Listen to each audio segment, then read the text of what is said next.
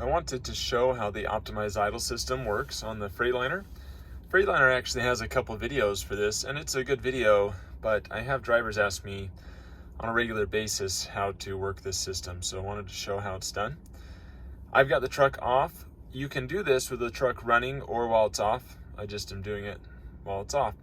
But the key is in the on position. It needs to have that so that you can select this screen.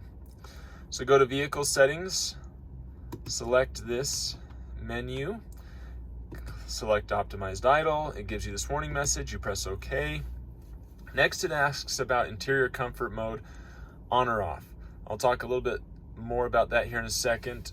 Basically, this means if interior comfort's on, the truck's going to use the HVAC system to keep you warm or cool, depending on what you need. If it's off, it will just monitor the batteries to make sure they stay charged enough so that you don't have a dead truck in the morning.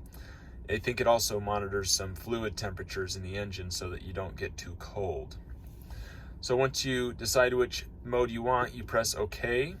You see that green little engine in the bottom left with the arrow, and it's in optimized idle now.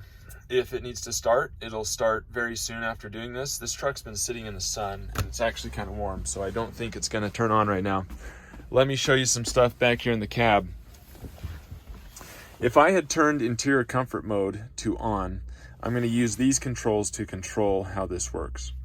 One thing, interior comfort mode won't work if the blower motor's off. It needs to be up a couple notches, so at least turn it up a few notches so that it's moving air. The other thing is, this does not work as just hot and cold anymore. It's actually like a thermostat. All the way to the left is now at 60 degrees, middle 72, to the right about 85 degrees. One thing that confuses a lot of people is, especially in the summertime, they crank it all the way down saying, oh yeah, I want it nice and cool. But that tells the truck to try and hit 60 degrees.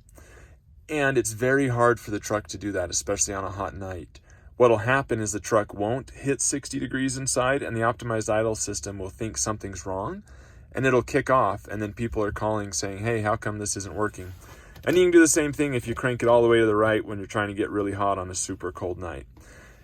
It's trying to reach a certain temperature. It's not just going to blow hot or cold air. So what I recommend is right in the middle is about 72. I mean, go a little bit to the left, a little to the right, depending on your preference. That way the truck can hit those temperatures and it'll be able to maintain, and it'll start and stop as it needs to like normal.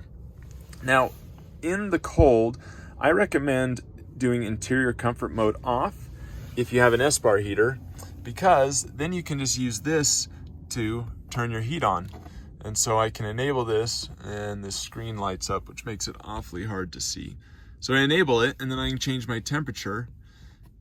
The optimized idle will make sure that the truck doesn't die, that the batteries stay charged, because it'll be up there running the truck. But this will be back here keeping the truck warm.